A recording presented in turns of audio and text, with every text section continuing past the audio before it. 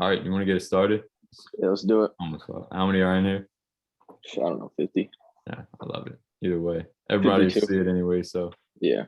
let's get it. All right, so there's a reason why we named this whole presentation, as you can see, building the optimal learning environment, because no matter how much information we give to an athlete, or really a human in general, if the environment isn't built for them to learn in that environment in the most optimal way, it's not actually going to be conducive to long-term learning. So we can tell them the best information, the best advice that they could ever hear, give them the best drills, but actually forming that environment so that it sticks long-term is the ultimate consideration for us as basketball coaches, trainers, performance coaches, teachers, anyone who's attempting to educate another human being, pretty much. And there's so many things to consider along this path, which is why this presentation, this webinar discussion, whatever you want to call it, is really just like the beginning. And it's something that we will be talking about a lot on our Mastery Hoops platform. So some of you guys have probably seen the Instagram or whatever. We're kind of building it up. We'll talk more about this at the end, but you guys are kind of the first ones to know about this. Tyler and I are kind of collaborating to drop this platform, which we're really, really excited about next Saturday, which is basically going into everything, teaching teaching coaches, skills trainers, performance coaches how to coach and not just what to coach. So I think we're both really excited about that. Oh, yeah. And you guys are kind of the first ones to know about that. But this is kind of an intro to everything. So we wanted to give you guys a foundation before we even drop that. And then, so some quick definitions to know before we really get into it is implicit learning, horizontal learning, and then belonging cues. So first one, we'll just give you guys a brief overview. Implicit learning is essentially where we're just learning something without really being aware of it. So say you go into a classroom, you know you're learning math, you know what you're learning. That's pretty much explicit learning. And then horizontal learning is kind of where the environment is conducive, where the teacher and the learner are almost on the same page and helping each other towards the same goal, essentially. And then belonging cues and psychological safety. Belonging cues build psychological safety, which is essentially just an environment where everyone feels safe to be themselves and to not be criticized and things like that. And this is basically the foundation of everything in a learning environment, right? So if an athlete or a person in general feels threatened the whole time that they're trying to learn, or they feel anxious, or they feel any psychological or physiological effect that can hinder their learning, that's obviously not going to set them up for success in terms of how they're learning. So we want them to feel safe in a way, and it sounds, the word safety, you kind of have to shift the perspective on how you think about it, but they're feeling safe messing up. They're feeling safe, vocalizing and asking questions and sharing their input. And if we don't set this, and this is a lot of what Daniel Coyle actually talks about in the Culture Code, which is a great book, and you can get a ton more than we could ever explain in that book. But it's a lot of what he talks about, how every single successful organization, whether it's like obviously the San Antonio Spurs, which we'll refer to a little bit, or I don't know, they talked about, I believe it was like a group of like burglars or like bank robbers or something. Even they had like psychological safety. You can extend this out to pretty much every organization or group. If you build this foundation of, look, I'm safe learning in this environment, I'm here to stay, I feel okay making mistakes, I feel okay arguing with others in the organization, etc. This sets the foundation for everything past that. So some examples of how we can build psychological safety through these belonging cues. First one is like being vulnerable. Now, us as coaches, we can easily always put the blame on players. It's so easy to do that. Play messes up, practice didn't go as planned. Well, it was the player's fault. And I feel like a lot of times this does not breed psychological safety because you're just putting everything on them. They're always, being blamed for everything. But as coaches, if we can be vulnerable, hey, I messed that up. Practice wasn't as good today. That's on me. I didn't set it up. It kind of just creates a environment where everyone feels safe. Like it's okay to mess up. And if you do, it's okay. You can be vulnerable. You can admit that mistake and just going to enhance the learning process. Another simple one, saying names, Yeah. especially new kids. Like for me, if I have a new kid in the gym, I try to make an effort to consciously say his name so he feels like he belongs. Obviously, you have a new kid, you just say, hey, you come over here. It's kind of tough for them to feel like they belong and they're safe in that group.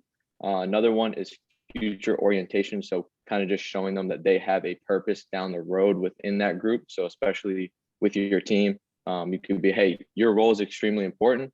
And if you don't do your role, we're gonna have a really tough time winning a championship this year, next year, down the road, things like that. Another one, arguing the right way. This can be between players, this can be between coaches, and this can be between players and coaches together. Just being able to see someone else's point of view, have discussions that you don't necessarily agree on everything.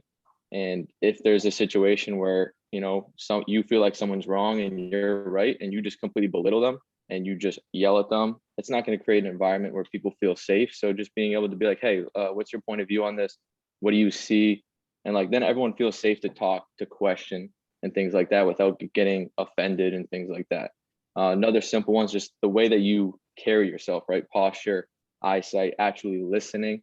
If you're talking to someone and you're just looking the other way and you don't really care, they're not going to feel like they have a right to talk, to ask questions and things like that. So everything that you do within your environment starts to breed psychological safety or starts to tear it down. So you really have to be careful. And it's an active process. It's not just a one and done, something you have to continuously do. And this is something that we obviously go a lot into depth on with the Mastery Hoops platform. So Yeah, I want to build on what you said about the arguing the right way too. I think a lot of in less structured or less psychologically safe, so to speak, organizations, I think players are kind of scared to get into it with other players, but especially the coach because they feel like those relationships are at stake. Like I was literally just talking to one of my guys who was like, "Yo, I got into a fight with like one of my teammates today," and I'm like, "All right, I love that if you guys are able to kind of make up, sit down, and understand what the beef was and work through it because that only builds stronger relationships and that shows that you guys can work through a conflict and get past it and build on that. And it's the same thing when you're thinking about coaches. Like I honestly like when I'll give a player a drill and they'll be like, why the hell are we doing this? And at first I'll be like, whoa, like, all right. But then I started to think about it. I'm like, you know what? This is the only way that one, I'm going to teach them where they're really interested about it because they're expressing their interest in it. They're expressing their engagement in it by dissenting or by even just being curious about it. And two, it makes you as a coach kind of question yourself. So I think you should honestly encourage that with your players. Be like, yo, if you guys ever have a problem or a question about what we're doing, ask me. It may end up in a discussion or an argument or whatever. But if you do this the right way, I think it's one of the most valuable things you can do as a coach, trainer, really any field that you're in. Now, this is, yeah, right here. This, I think one of the things that you get from reading that book is like, and you can just tell, like, Greg Popovich is one of the goats of this. Like, everyone knows that Pop is just on a different level. But I think one quote that really stuck with both of us was this one. Is essentially saying Pop is just different and he delivers two things over and over again. It's like, again, it's a repeating process. One, he's going to tell you the truth, quote unquote, with no bullshit. And then he's going to love you to death. And I think a lot of coaches or people in general see these as conflicting, where it's like, oh, if I love someone, I'm going to shelter them from the truth. When in reality, like if a player's, and we all get them, like players have their ego kind of expanded sometimes for good reason. They're teenage kids, boys and girls. Like it happens. They're like, oh, I can play at this level. I can play at a high D1 level or whatever it may be. I can play this role on a team. And loving them is on the surface level, it can be like, oh yeah, just kind of agreeing with them, like, oh yeah, you probably can play at this level. When in reality, the actual genuine way to love them, and this is what I love about this quote with Popovich, is like telling them the truth and working with them to go off of that, what their current status is. So it's like, no, you can't play at this level. I'm gonna tell you straight up, but we're gonna work with what you have and get you in the best situation possible. And the best coaches I've seen at every level will continuously do this. And another thing is just Popovich asks a lot of questions, and those questions are always personal and direct. So getting to know players, actually connecting with them on a deeper level. So building this foundation of safety is obviously extremely huge for a lot of different reasons. Like Coleman was saying earlier, it's okay to make mistakes. And as coaches, we know, especially like trying to build skill, you need to make mistakes to get better.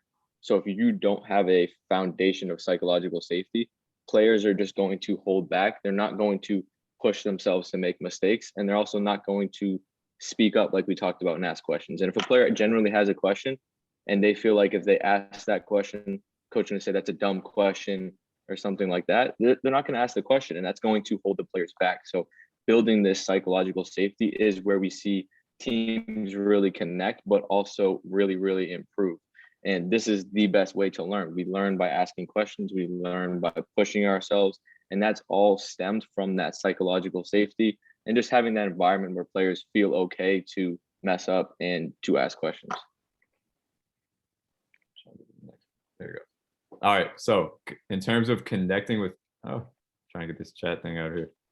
So in terms of connecting with players, this is something, and this is a definition we mentioned at the very beginning, horizontal relationships. And as Tyler mentioned, this is a little bit of a mindset shift from how people see the coach or trainer relationship with a player.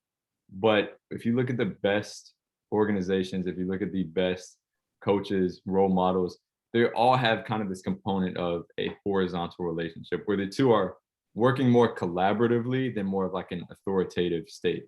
So we both see the end goal. We both are working towards that same end goal.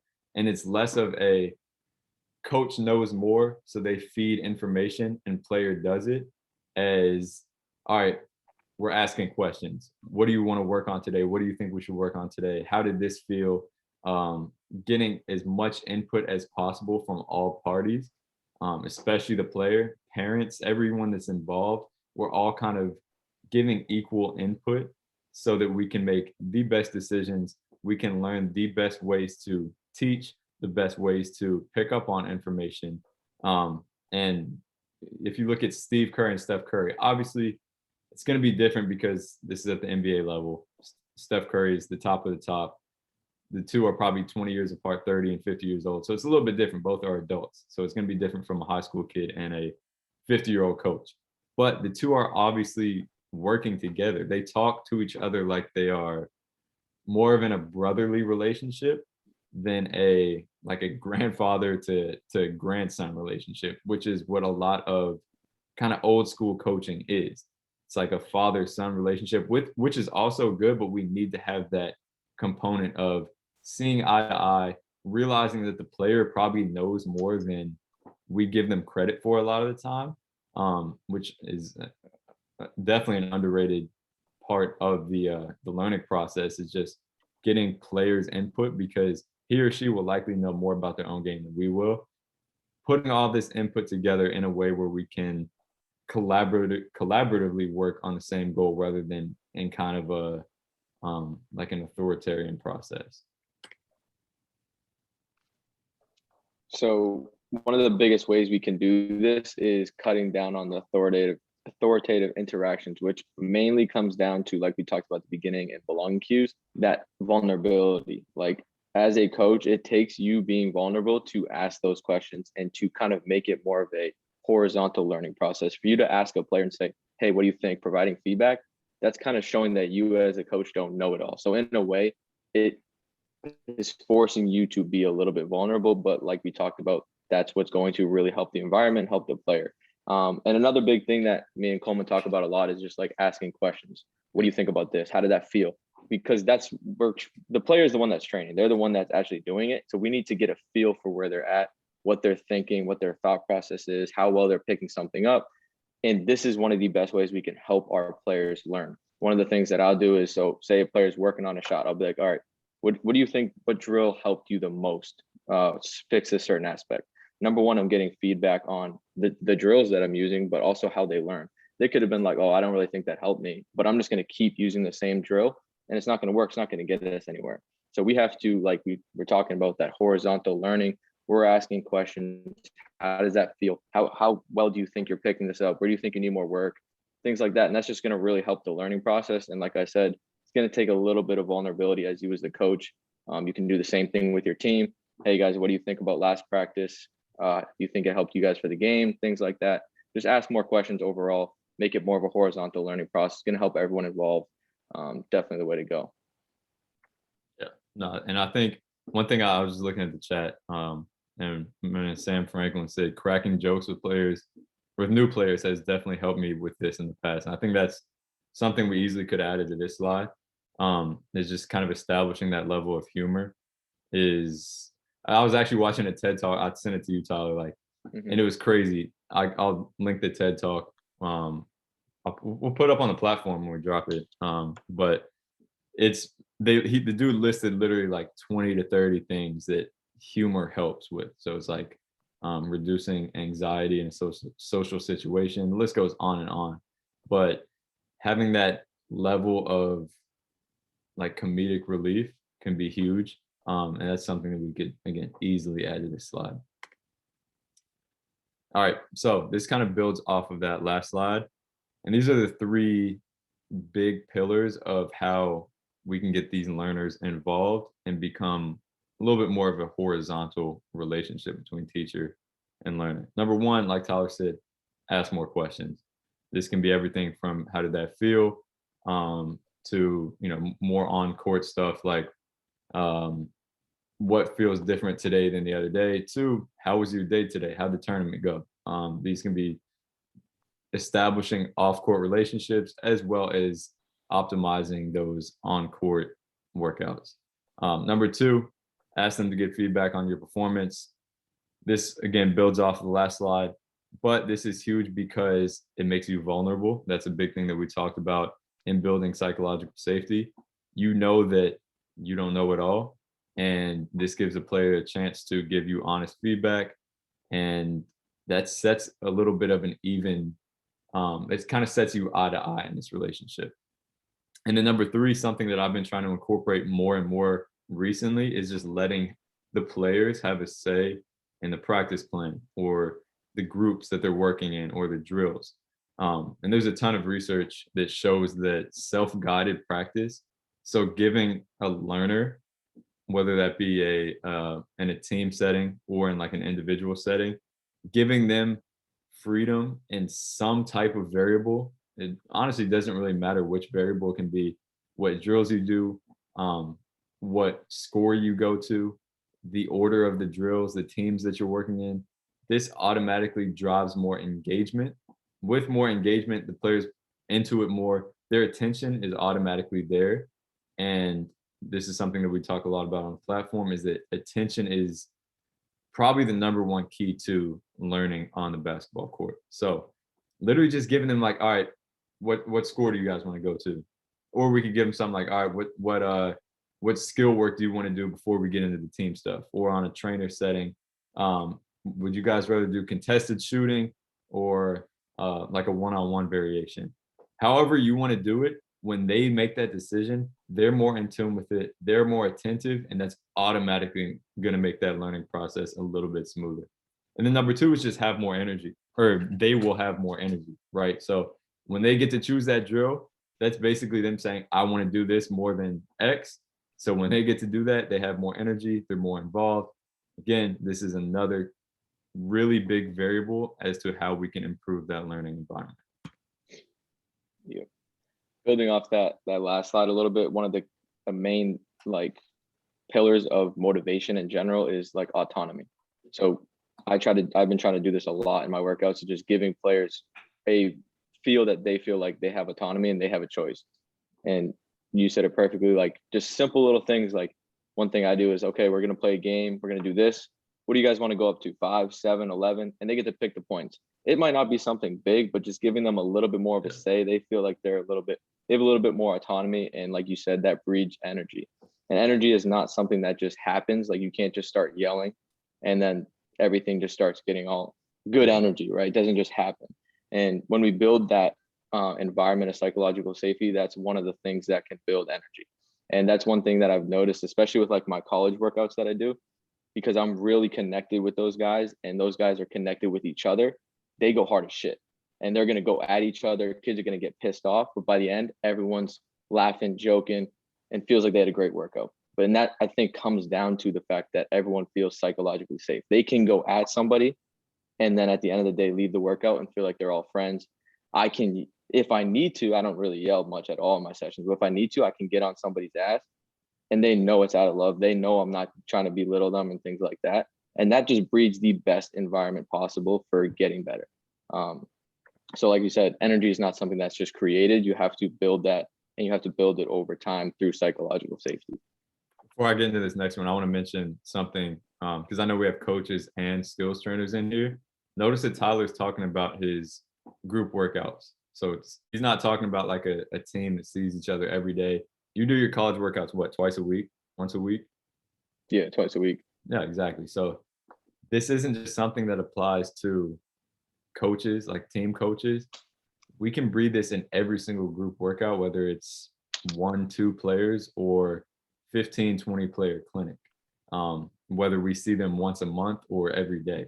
So these are things that we always have to be mindful of because they can be created in a day and they can also be destroyed in a day. And then kids will never want to come back to your workout. So definitely important for even the performance coach side. Like everyone has been in a weight room workout where they love the energy. It's a very psychologically safe environment. People are willing to try new weights, new movements. So this applies to everyone. Now, other ways to breed a competitive environment. This goes on and on, but these are just a few that I found. One is keeping it simple, more competitive drills. I think this one speaks for itself for the most part. If players are competing against each other in some way, whether it be a one-on-one variation, competitive shooting, or even a way where we're keeping track of makes or something, I think we'd all agree that regardless of who they are, most basketball players are competitive enough to the point where they will like being in these environments where they want to win. They want to win. And when someone wants to win, automatically that breeds intent. Number two is just keeping score. So this is essentially the same thing that I was talking about with the driving intent through competition. So we can be really creative with this. This can be within a drill. This can be within a session. So maybe we keep track of all the points from the warm up all the way through 5-on-5 at the end. And we're just tallying them up. We have a whiteboard on the side. Whoever gets the most points just wins that day. And I think most coaches will agree that you don't even need an incentive. Players will just want to win. You don't need to be like, oh, we'll give a shout out to whoever wins. That could be great, but at the same time, players, for the most part, are competitive enough to the point where if they see the tally on the whiteboard on the side and they're losing, they're going to go even harder. They're going to be more engaged. They're going to be more attentive just because they're losing or just because they want to win. And this can even be on the season. Like whoever wins the day gets a tally, and we keep tracking it for the rest of the season, throughout the practices, throughout the weekly group workouts. And that just keeps players coming back every day with a win the day mentality. And that is number three. We want to win the day. We want to breed this as a coach, as a trainer, that every time we get in the gym, there's a present focus. So we're not worried about anything that happened before the workout. We're not worried about anything that's happening after the workout. For this hour or 2 hours that we're in the gym, we want to win every single drill and build on those small wins and eventually just win the day as a whole. So this is something that you can use through words. You can kind of talk this into your players, or you can keep score.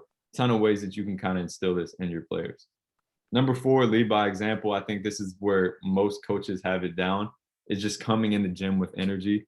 One thing that I have really started trying to make an effort to do recently is as soon as I walk in the gym, or as soon as players walk in the gym, I'll walk up to them and have an individual conversation with each one.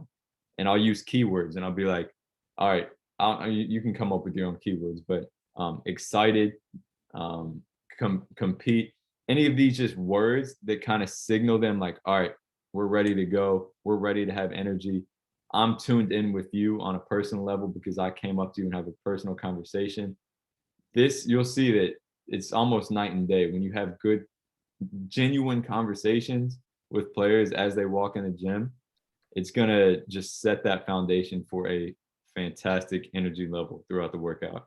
And then number 5, this is something that is, again, one of the pillars of what we really dive into on the platform, and we'll talk about this in the next couple of slides. It's just not saying too much.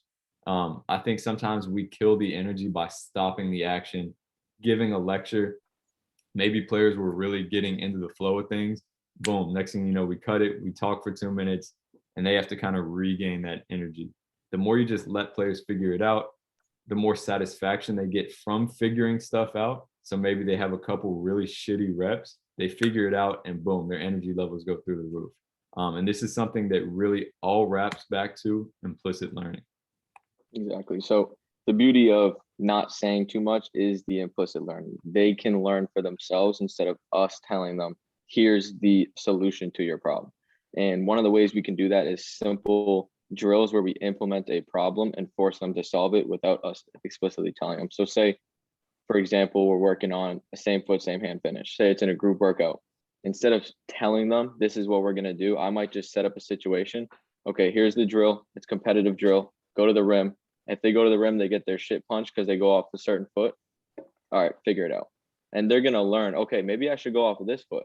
I didn't have to tell them, and they're going to implicitly learn on their own. And the research shows that this is way more effective. They're going to learn it. The retention is going to be way, way higher. And the only downside to this, which again comes down to vulnerability, is it takes longer. So as a coach, you just want to be able to give them the solution almost all the time.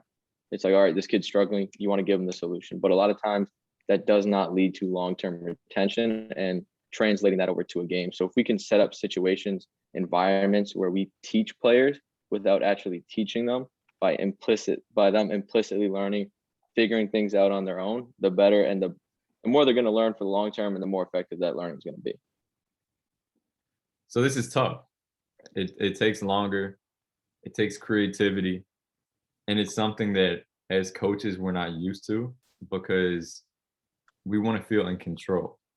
And we all have this desire where we want to tell them exactly what to do. They do it, they pick it up, and we've taught them it, and they go and apply that. But unfortunately, this isn't the way it works.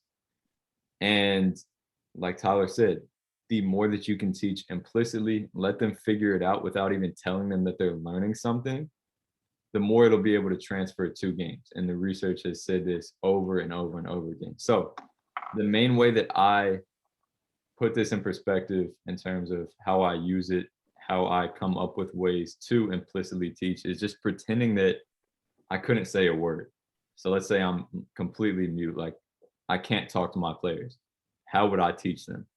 Or more relevant, how would I put them in a position where they're kind of encouraged to figure it out? So messing with the constraints and figure out a skill or a concept or a technique or a move by themselves. So circling back to Tyler's example of teaching them implicitly to finish off of, say, the wrong foot. This is something where we put them out, let's say, 3 steps from the rim, and they try to do a just a regular like left foot right hand finish. So very standard.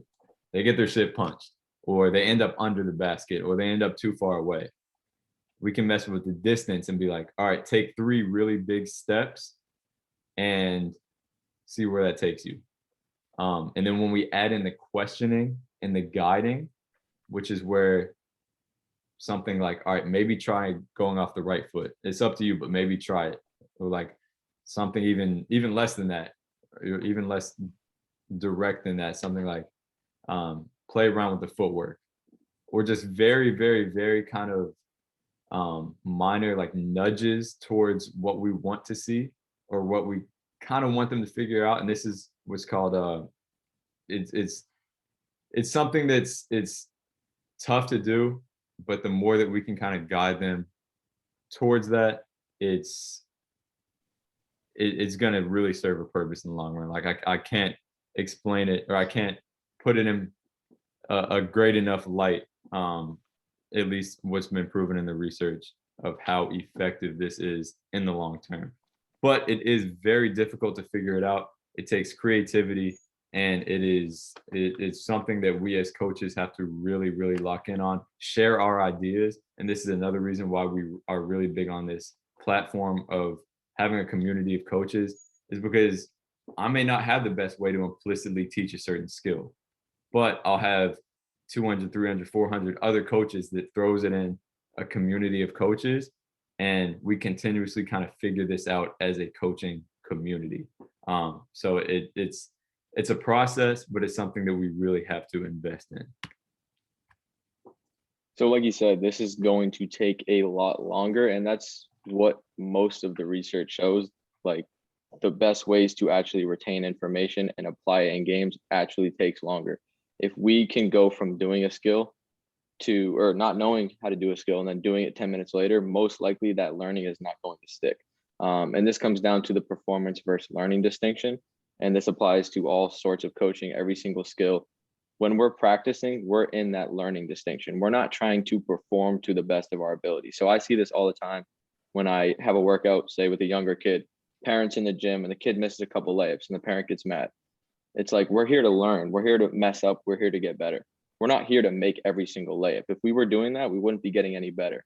So to know that when we're learning, we're going to mess up. It's going to take a while. There's going to be a struggle, but that's what's going to lead to long-term retention and actual skill transfer. So knowing the distinction between when we're trying to perform at our best and when we're trying to learn is a major concept. And then the implicit learning is fully on the learning side. We're doing it to learn. We're not doing it to perform. So like he said, guiding that discovery is a great way to do that. And overall, it just looks ugly. And this comes down to where parents, coaches, we want control. We want it to look good. But most of the time, this does not transfer to games. And we had a great guest. I don't know if any of you guys know him, Trevor Reagan from Train Ugly. His whole thing is train ugly. It's just going to look ugly. Tiger. Yeah, exactly. It's going to look ugly, but that's what leads to the long-term learning. Think of doing a drill, layup lines in practice. That looks great. But does that look like the game? No, the game's ugly. The game's random. You mess up, but that's how you learn. And that's one thing that you have to explain to parents and kids, because they're so used to, especially with a lot of youth coaching, looking pretty. It looks good. You're doing out of bounds plays. Everyone's making shots. Everyone's making layups. It looks good. And then when you come in and you mess up the practice and it looks all ugly, parents are freaking out. They feel like their kid's not getting better. But once you can really understand that that's what's actually going to get them better for the long term, everyone's kind of on board with it. So yeah, 100%. We just got a good question. Speaking of parents, how do you go about explaining things to them if they aren't quote unquote satisfied or expecting something different? I think what Tyler you just said about helping them kind of shift their perspective is, I would say, step one. Understanding, like, obviously you don't have to be a nerd and bring up the actual research, but like understanding, like, look, we want training to be something that's it's not pretty. It is ugly, because that's going to transfer more to games. If it's ugly in practice, then that means we have room to improve. The ceiling is higher. Yes, parents are the effing worst. I just saw that. In a way, yes. But that's another thing we actually have a guest on. John O'Sullivan was talking about that, and he's what his perspective is, and this is something that's extremely difficult to do as coaches. Trust me, I know, is understand that coaches or parents rather have good intentions. They just they care about their kid a lot. That's what it is. Some of them do it in the right way, some of them do it in a somewhat suboptimal way, but they have great intentions, and the more that we work with them, I think the better. Most of them, and this is what he mentioned, is most of them will eventually come around. There are a few bad apples that just you'll never get them, but most of them will come around when we explain that what we're doing will help their kids in the long term, that we care about their kids, and even though that they're messing up and their confidence may not be at the highest during these workouts, we care about them, and we wholeheartedly assure them that this is the way that all this work is going to pay off. Yeah. I think one thing that I always tell parents is like usually it's like the 7th graders, 6th graders, 8th graders whose parents are the worst usually. Yeah. And it's like, do we want them to be the best seventh grader? Or do we want them to be the best senior or the best Yeah. college player? It's like you could take your pick. I can make him be the best seventh grader. Everything will look pretty now. Once he Oh, gets for to a high school, he's mixtape. fucked. Yeah. So it's like, what do you want? Like, and once you kind of ask him that question, like, you want your kid to be the best seventh grader, or you want him to be the best down the road? Because what I'm doing now might not make him the best player in 3 months, Yeah. but down the road, everything is going to build up and benefit him for the long run.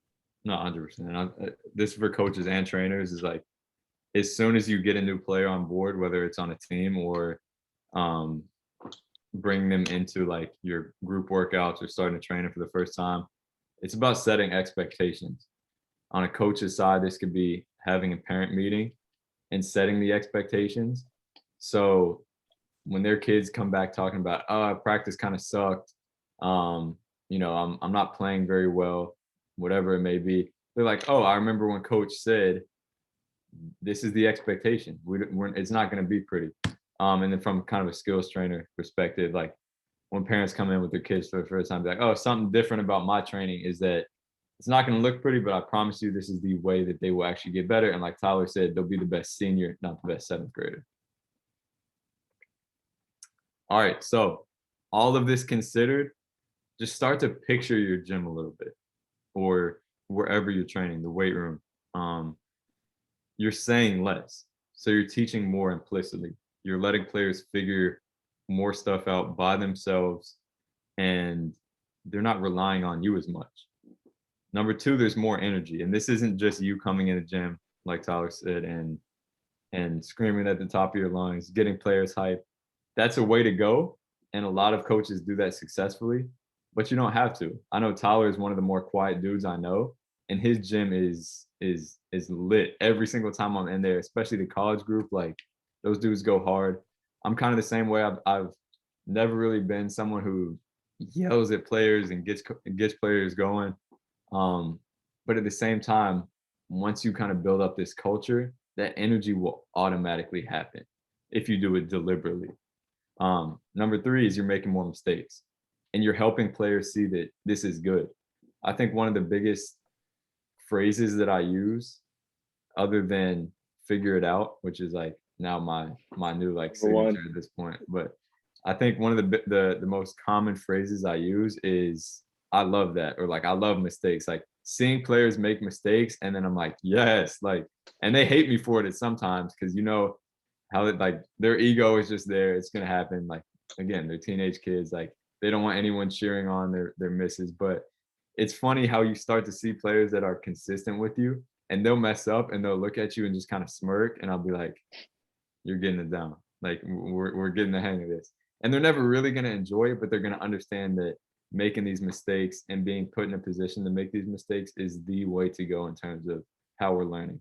Um, Another one is just more dialogue, so more horizontal conversations. So not coach speaking to player, it's coach to player to coach, player to player, who then talks to the coach. So it's just this constant like pinging back and forth ideas off of each other, asking questions, and there's just more overall collaborative dialogue. Um, More psychological safety. Again, this is a very deliberate thing that we have to take care of every day we're in the gym, is continuing to build psychological safety. So saying names, being an active listener, being vulnerable, telling players like, look, I messed up. Like if I try a new drill out for the first time and it sucks and no one likes it and they're terrible energy, I'm like, all right, that was bad. I was trying that out. We'll move on to the next one. Like we as coaches have to be just as willing to mess up as we are helping our players mess up. Because again, we're not going to get better as well as coaches or trainers without trying new things and messing up. So this is another reason to be vulnerable, and just every single day helping players understand that they belong in your gym despite messing up, despite days where they come in and their energy level isn't as high, etc. And then lastly is just better performance in game. I think if you incorporate all of these ingredients of this learning environment into your workouts, into your sessions, into your team practices, the better results players will see, the more they'll keep coming back if you're a trainer, and the more they will rock with you as a coach. I think if players start to see results from the skill side, as well as like decision making, everything that goes into individually training players. They're just gonna buy more into that process, and that just it continues to compound upon itself because they see results, they want to go even harder. Next thing you know, you have 5, 10 players that have really, really, really improved their game. Now, I think this is the last slide. I don't know. I was on the chat. So a little bit about Mastery Hoops. Just kind of get you guys familiar with it. Like I said, we are dropping the platform next Saturday. Won't say too much about it because I think this webinar, this discussion really said a lot about what we're planning to do. We have a ton of guest posts lined up. We have, I think what we calculated was like 3 hours worth of 3 hours worth of videos right now. Maybe I think six, it might have don't been know. 6. I think it was 6. We got a ton of instructional videos, drill examples, whatever. We're gonna have a community where all coaches kind of come together, talk, bounce ideas off each other, review each other's sessions, and the list goes on and on. I think this is something that, again, we're very excited about, and I think you guys will be very excited about as well. Tyler, you have anything else to add before we open up questions? Yeah, I mean, we basically did this out of, this is like what we'd want. Like, we didn't even do this out of like, yo, this is a sick business to do. We were frustrated with everything that was going on in basketball coaching. We're like, yo, there's such a better way to this, and like we want to get other people on board, start this education process, build a community of coaches. And we're like, we just started working on it, finding resources. Like, we just felt like this is what can continue to push the game forward, get input from you guys. And like, we just did this because we want to move the game forward. We know there's a lot of hungry coaches out there that want resources and things like that to learn. So we were just like, oh, let's do it. So it was just built out of passion, really. No, exactly. And I think you guys are already hungry enough if you're taking out your time on a Sunday evening to listen to us.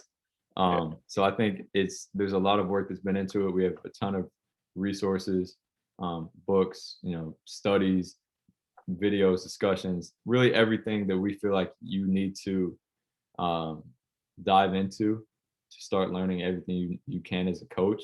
We're going to put it up there and just continuously update it and improve on it. So we're very excited about it. All right, let's get some questions. We got like 13 minutes till this Zoom thing runs out, but let's get them. Sweet.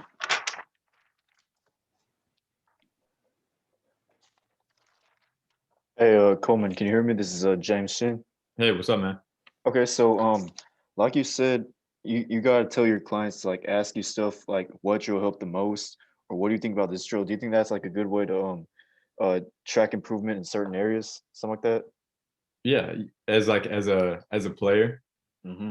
Yeah, no, I think one thing about basketball and on the performance coach side, like you can track metrics, you can track like vertical jump, etc.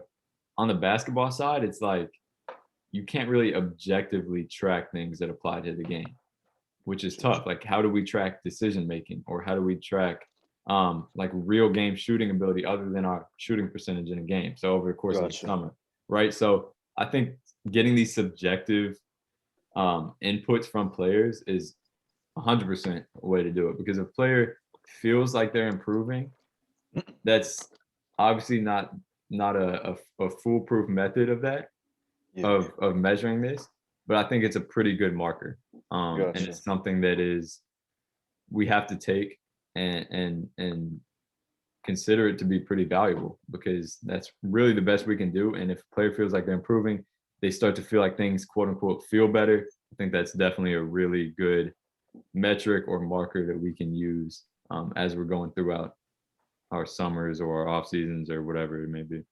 Gotcha. And I just have, if you have time for just one more question, is that for each client in the off season, should I focus on just one main thing of their game or just multiple? I prefer like one or a few. That's a good question. Tyler, you want to take that one? Yeah, I mean, I would definitely say work on a few. One thing that Drew Hanlon talks about is he kind of picks 3. I would definitely pick the thing that you think is going to lead to the greatest impact next season. Start with that. But you're definitely going to have to throw things in, just because the way you train, like if you're just continuously working on the same thing, number one, it could get boring, which if it's boring, like Coleman talks about, if someone's having fun, they're most likely going to learn better. So if it gets boring, they're most likely going to tune out.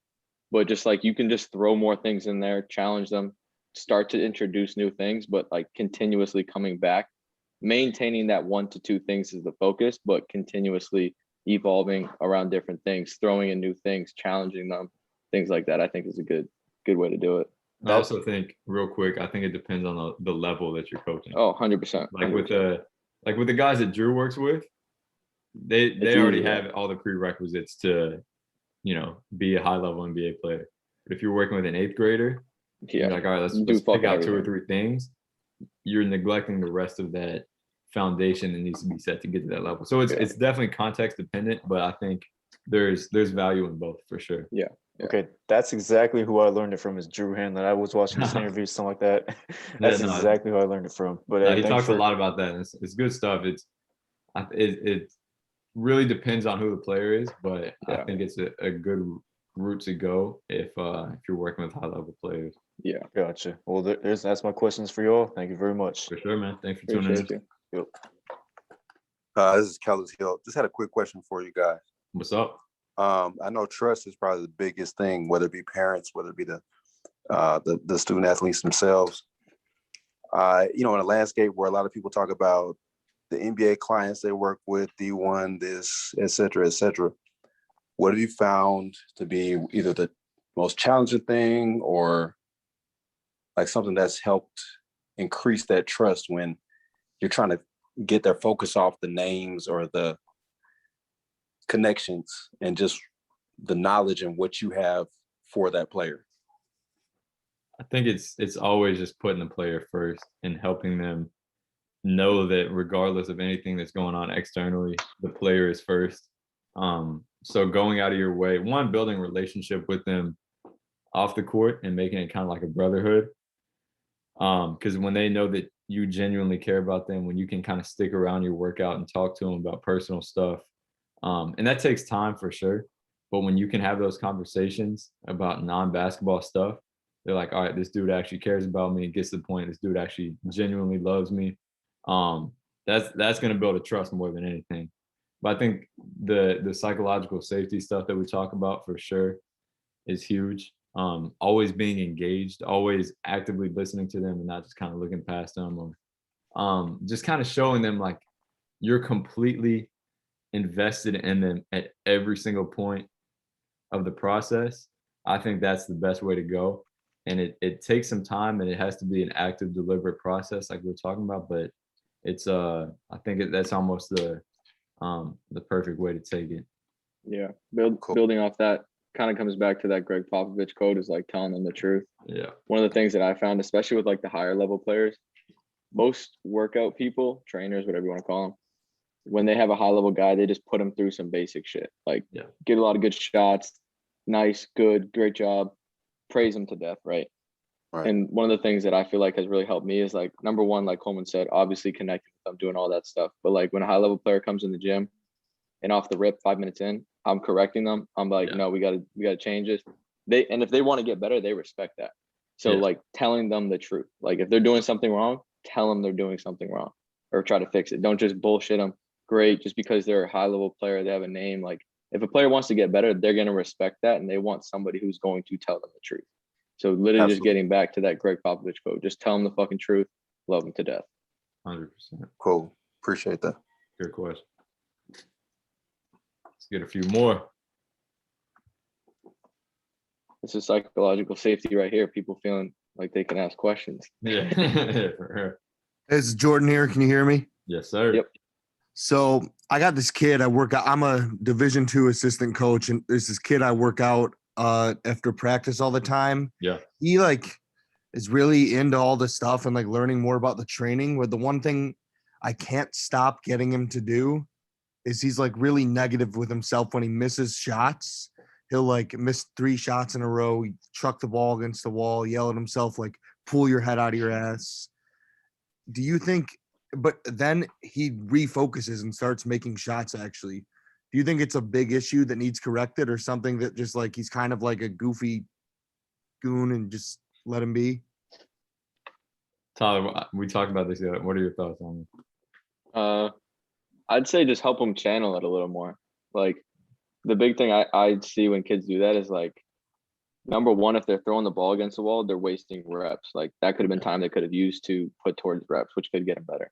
But just like channeling it and just being like, obviously, if a kid uses that as motivation, you can let them use it as motivation, but just like channel it a little more into the right direction. But just like the thing I always say is like, all right, does getting mad at yourself help you? Is that going to get you better?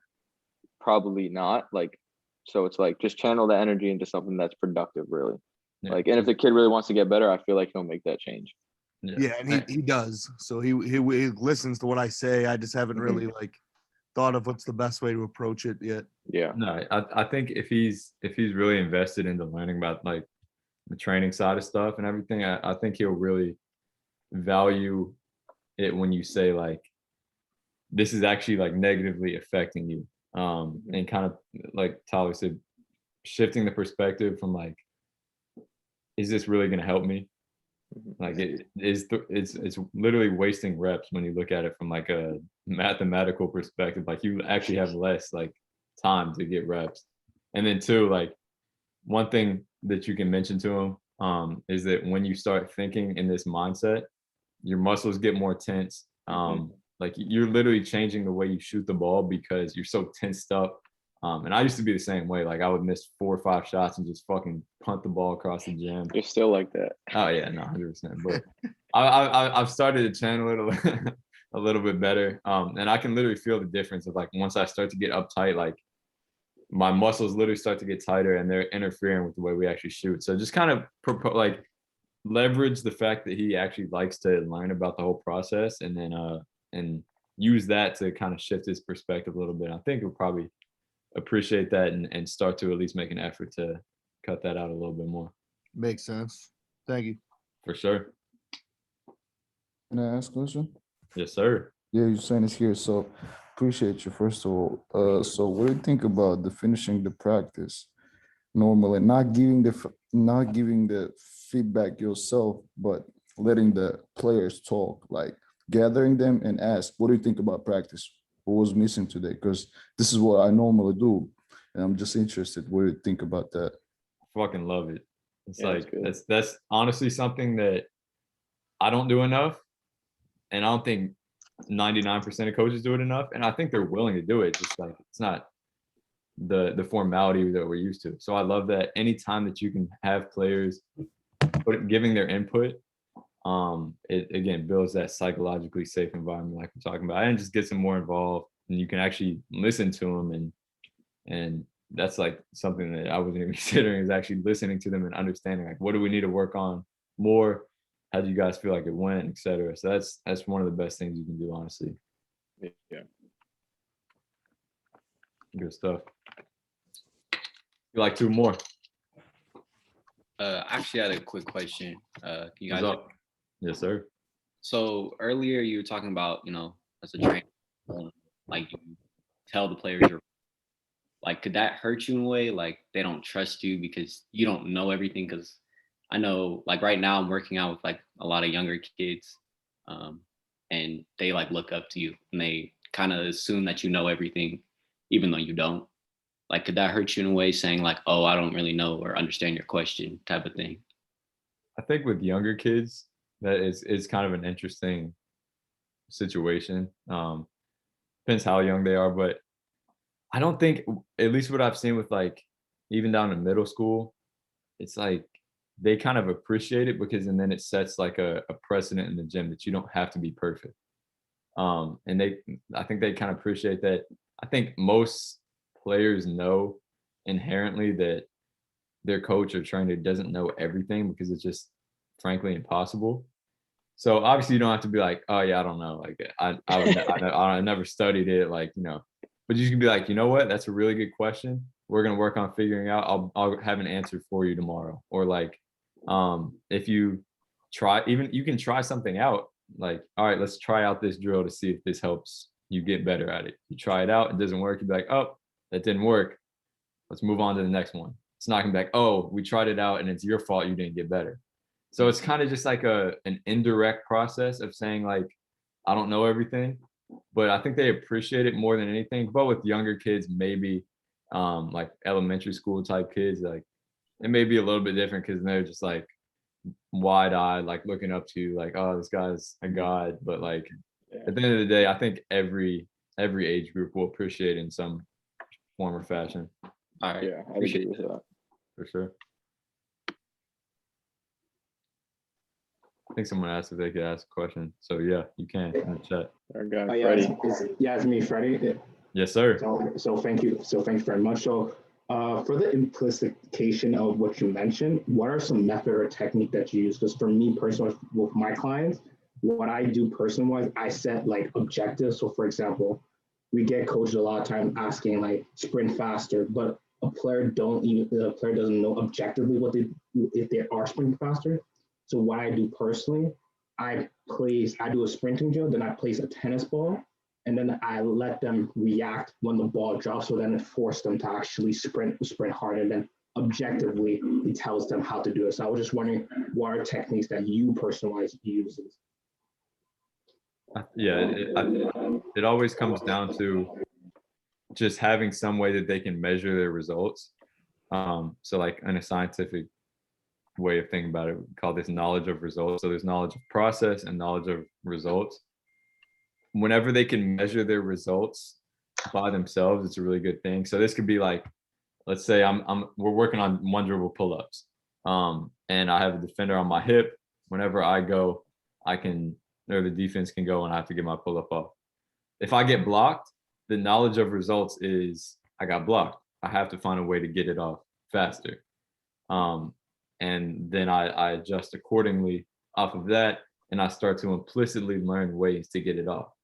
And then it's the same thing essentially for that sprinting drill like you were talking about. If they catch the tennis ball, they probably sprinted fast enough. We could do a timer, like I'll have one drill where I set an alarm for 3 seconds and players have to get from the opposite side of the circle and catch the ball, get the shot off before the alarm goes off. Obviously, if the alarm goes off before they shoot it, then they didn't get it off quick enough. They have to be faster in some way. So it's always just finding ways where they can get a feel for the results without you telling them, oh, you didn't run fast enough. Oh, you didn't get that pull up off quick enough. And it takes creativity, but I think that tennis ball one's a pretty solid example of a way to use implicit learning. Thank you very much. For sure. Hey, Coleman. What's up? I just got a question. I was just wondering, like, if you're, what's the best way to get a high-level basketball player to respect you if you lack some credibility? I think what Tyler said was 100% true. When you get in the gym with them, don't sugarcoat stuff because they are that high-level player.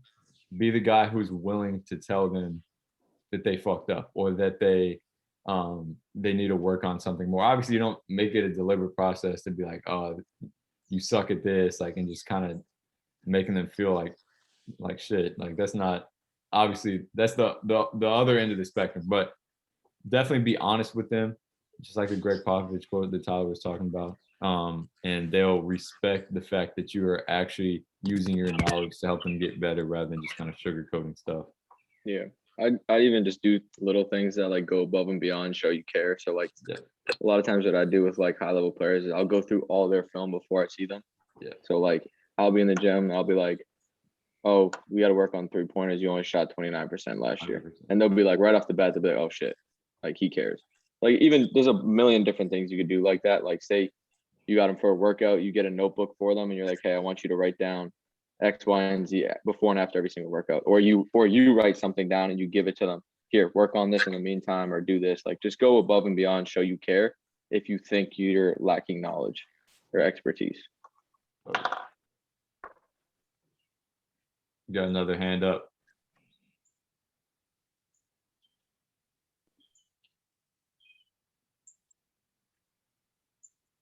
Can you hear me, bro? Yes, sir. Okay. Hey, both of y'all do a great job, man. I really appreciate y'all's contribution to the game. I've learned a lot from watching you both. Thank you. A lot of the stuff that y'all post is guard-oriented content, and I love it all. My question is more geared toward just the training in general, especially when it comes to group training. When you open it up to the group training, how do you incorporate the bigs Say you might have maybe just one or two bigs, but the rest of the group is mostly guards. Is that something that y'all let them know up front that it's going to be a heavily guard oriented workout, or do you just welcome all players, all positions? And how do you handle that as far as just incorporating a big in a workout that might be guard oriented? That's a hell of a question. I think it's definitely tough. But the cool thing about our style of training is that you can adjust every single drill to at least cater a little bit towards positional demands, right? So like, let's say I'm doing a pull-up drill from the elbow, and I have all my guards that are going towards the short corner. So they're like taking a one drill pull up in the mid-range. I could tell the bigs, like, all right, so the big men are going to instead going to be trying to get into a little hook shot in the paint. Or we're just kind of continuously like, and it's something that it takes more critical thinking on the spot, but you're continuously kind of adjusting the demands to the big man. And another thing is like in today's game where everything's becoming a little bit more positionless, there is 100% a lot of value in having the bigs who are expanding their game a little bit. But we do need to work on the things that is going to matter most for them. So that is just a game of critically thinking and always just adjusting the demands of each drill and getting creative with it to find ways where bigs can fit in those drills. It's a really good question though. Appreciate it, bro. Thank you. I'd say some of the things that I do too is like what I've been doing actually with like just my guards is if we're doing pick and roll stuff, like I'll have the guards play the big man position too.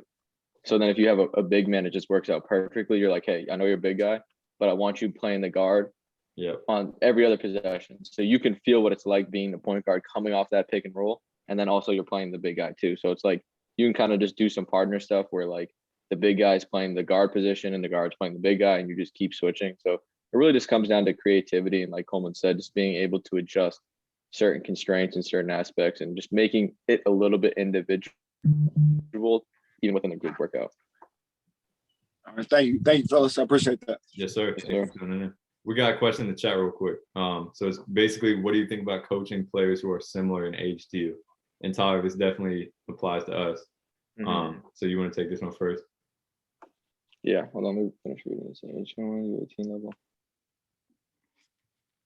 I mean, I think it's honestly an advantage coaching players who are the same age. And that's one thing that I found just because like I'm the same age as a lot of the college guys I train. So it's like, it's very easy to connect with them. So it's like almost use that to your advantage. Like, don't see it as a disadvantage because you might not be knowledgeable yet. You even more with these guys, be even more personable, really get their trust. And I think that's going to help like everything that you give them. They fully trust you. They fully respect you. And I just say use it as an advantage. Don't think you can use it or it is a disadvantage because you're the same age. Yeah, I think a lot of trainers who are even in their 30s, they're training NBA players who are also in their 30s. So there's always going to be that kind of, until we get like older, there's going to be that dynamic, and it's something we just have to get used to. And I know it's different when we're young, 100%, but it's like being comfortable having that brotherly relationship with the players you train, because again, it just builds even more trust, more buy-in, and more psychological safety, if we want to circle back to that. Anybody got any more? Been a lot of good questions. Can I add something on the top, please? Yeah, for sure. I guess it's a job, man. You gotta take it as his job. You're doing your job. They doing their job. You just help them. Let's say you work together. Yeah. Thank you.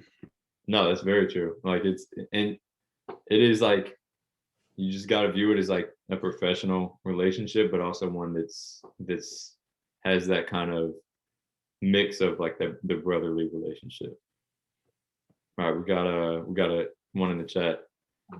Any tips on helping guide players in middle school, freshmen who are rapidly growing and changing strength coordination, etc.? All right, so one consideration for this is that I think, especially with younger players, I don't think we should cater to their needs as much.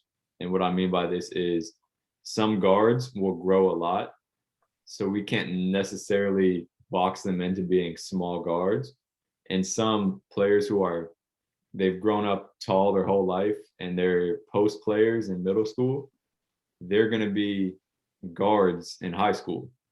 And I think the main thing with like late middle school, early high school players is exposing them to a bunch of different things, giving them a bunch of different coordination challenges. Because when you are below puberty level, like kind of get into puberty, that's when your nervous system is still very malleable. So this is where we can really build those coordination components, have them play other sports, have them play soccer and all the stuff that we do. Most of the college guys that I play soccer with and high school guys I play soccer with, they're already 18, 19. Like they're not going to really see the benefits coordination wise of playing other sports. They'll see some, but when you expose players that are that young to like different coordination things and have them just do weird stuff, I think that's going to help them continue to not only maintain, but also build on their coordination, even if they grow 6 inches in a year. Yeah, that's a big thing. What Jason said too is like he was at a young age, missed opportunities, was quite able to pick up PG skills. That's one of the biggest things that I tell parents is like, I know your kid's 6'2" as an 8th grader, but I'm training him like a guard. Yeah, exactly. Like, and his dad will be like 6'1". It's like he ain't growing much. So it's like, and I think that's what a lot of youth coaches do, which I think if we can get youth coaches away from boxing kids into this is what you are. A kid might be a shooter as a 7th grader, but he might have to develop into a different role. So it's like, okay, you're a shooter now. Let's keep working on everything else because we don't know who you're going to be when you're 18, 19 years old playing Division I, Division II, Division III. So just like not boxing kids in regardless of height, skill, or natural abilities and things like that. And you know what that goes back to? Performance versus learning. Exactly. Winning versus improvement. Youth coaches want to win, so they play their tallest players at center. When if they really cared about the improvement, they would play everyone equally positionless because they know that it could change. Yes, sir. Ask away. So I've got an exercise science degree. I know you're getting yours right now. How do you apply the stuff that you've been learning in school into your actual on-court skills training? Because I don't do the performance stuff. I only do skill work. That's a really, really, really good question. And that's something that we'll cover. That's going to be one of my biggest focuses on this Master Hoops platform is just kind of teaching coaches to see from like the strength and conditioning side, almost exercise science, biomechanics side. But I would say my biggest piece of advice is just watch the game critically and try to find things that relate to either things that you've learned or things that you can take from the stuff that you've learned. So most skills coaches don't have the understanding of biomechanics, of physiology, of a ton of different things that are very applicable in the game. But for me, I just watch the game of basketball and I'm like, all right, how does this apply to what we do in the weight room? How can we fuse this on the court? And when I watch film, it's more for that and it's less for like kind of understanding like the actions that teams are running and all this, because I'm frankly not as interested in that. It's more about how players move. And I think that's a really big benefit that you have is that you understand this side of it. So I would say really dive into it, watch film. Whenever you watch a game or something, just kind of slow it down and look for the ways that people move and try to incorporate what you're learning in school and even things that you've learned that you could be doing in the weight room that you're not, and try to incorporate that onto the skill side to fill in those missing gaps that players aren't getting maybe in the weight room or wherever. Yeah, I think the movement stuff is probably, especially for younger players, probably the biggest thing I've been able to incorporate so far. Yeah, no, it's huge. It's huge. And just so Jason asked a good question. He said, he's training a 6th grader who is not as good as the rest of his AAU teammates. I'm going to be training him over the summer. Should I focus more on basics and foundation and find new ways to make it interesting rather than having to explore advanced movements? One thing that I think, I know Coleman will have some thoughts on this, is like only doing the basics and always progressing very, very slowly. Once you get the basics, do this.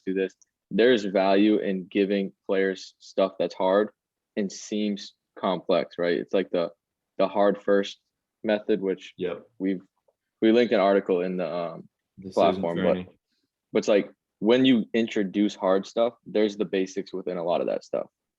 And obviously sometimes the basics, they can do that rep after rep after rep without thinking, and it's not really challenging them. So it obviously comes down to finding things that are slightly outside their comfort zone, but don't be afraid to give them something a little bit hard and see if they can do it. Because sometimes players are willing to do it, and you might have just wasted a week of training trying to build them up to that when they could have done it on Monday instead of on a Saturday. Yeah. I think we're all so sensitive right now to like the clowns or whatever you see on social media who have players doing like crazy stuff or whatever. I would honestly, not being on the complete radical side of the spectrum of just having them like dribble through tires and just, I don't know, but I don't know, even then there may be a benefit for that. There may be. So I think don't be scared of getting them outside the box and having them do some advanced stuff. Obviously have them get good at the basics, but the basics will likely be in a lot of the stuff that you're doing if you're helping them make foundational decisions. And I think also a lot of it is just expose him more to live situations. He's at the age 6th grade where he can really still be a fantastic decision maker and not have to be the most skilled. Like when you look at some of these players in the NCAA tournament, they're not some of them aren't the most skilled players, but they make the best decisions on the court. And that's, you know, when you're 11 years old, you can still make that a priority, make them really good at making decisions, and the skill will come. And it's going to be, they'll already have an advantage because of the decision. So get them playing 2-on-2, 3-on-3, making a lot of decisions, playing small-sided games. A lot of the stuff that we'll talk about with the games approach in our platform. Let's see. Is it best sometimes to work back to front then, go from the more difficult side? Yeah, this is, again, you're going back to what Tyler was saying, the hard first approach, which is one of the foundations of decision training. And there's a great rationale behind it because a lot of the time with the more difficult stuff that we work on, the basics are in there. So we'll cover those boxes. So I think it's a matter of just finding that kind of optimal zone where they are challenged, but not too challenged, and then just working in there as much as you can. All right, let's get a few more. I thought Zoom was gonna end in an hour, but we're good. So we'll get a couple more. Cool. Yeah. Hey guys, thanks a bunch. Had a quick question. So yeah, Coleman, saw a piece of content in yours about music before a cash workout to prep a player's mindset, and then I think that led me to the larger question of, I guess, do you think there's kind of a one shoe fits all like mental preparation for players before a game, or do you think that should be strongly catered to each individual player, or is there kind of like a general model that speak a bit for each player? But yeah, I was curious to hear your thoughts about that. Good question. So there is a very broad generalization that you can make, which is before practice, before a workout, we need to hype players up. Before a game, we need to calm players down. Now, obviously, there's going to be individualization within all of this.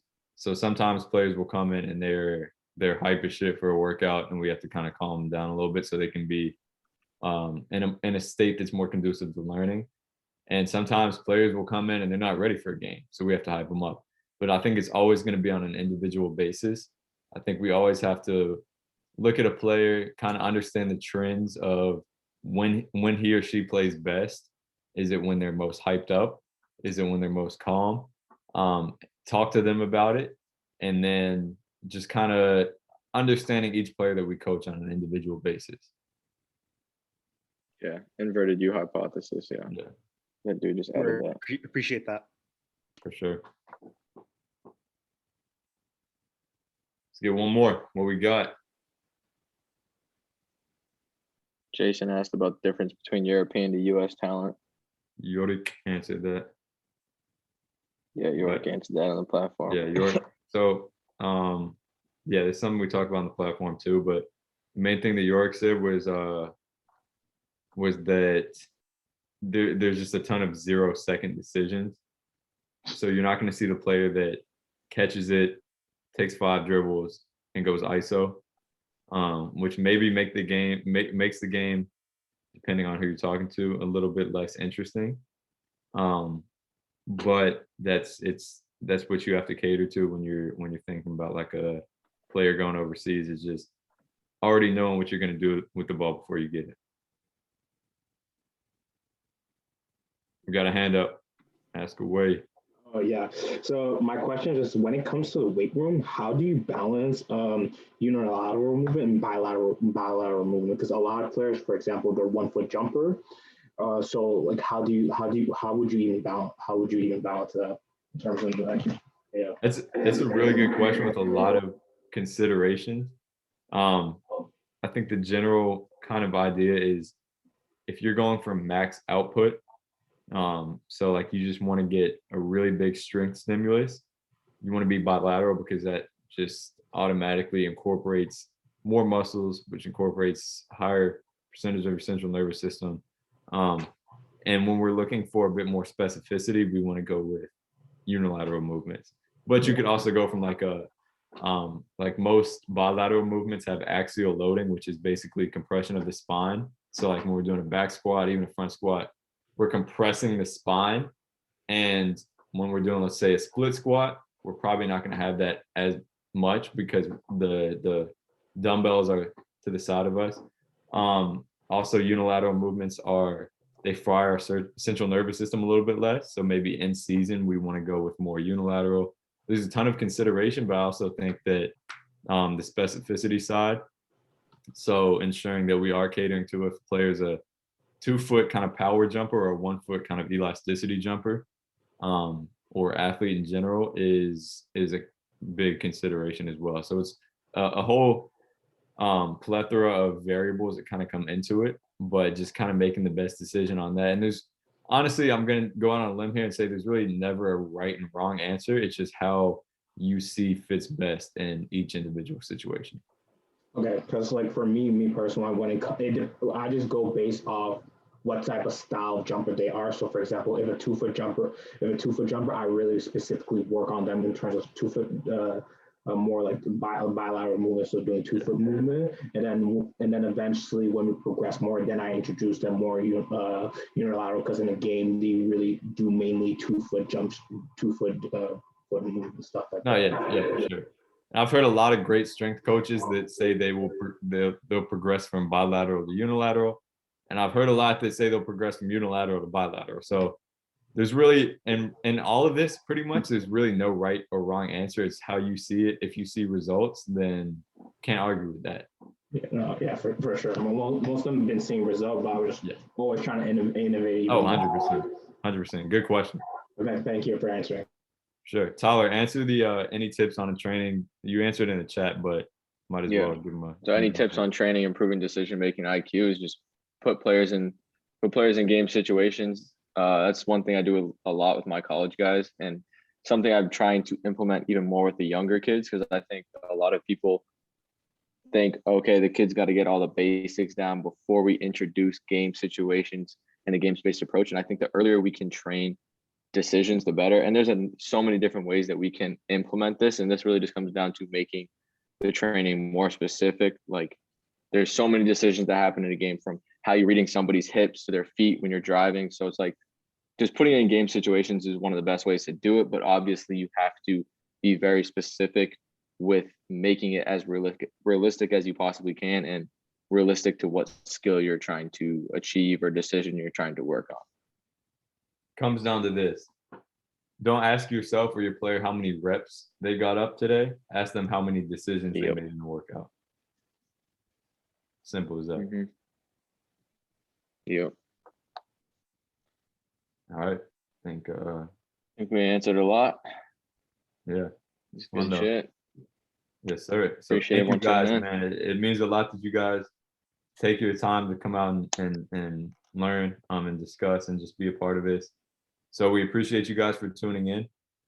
We will be in contact with all you guys. We'll give you the first access to the platform. So we're really excited for that. Hopefully a lot of you guys will stick around and be part of that community, so we can just keep building and building and building and talking to each other and just continuing to have iron sharpen iron. So we're excited about it. And we'll be in contact with all of you guys. Thank you.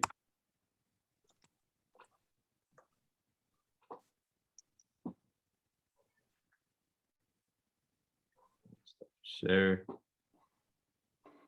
All right, fellas.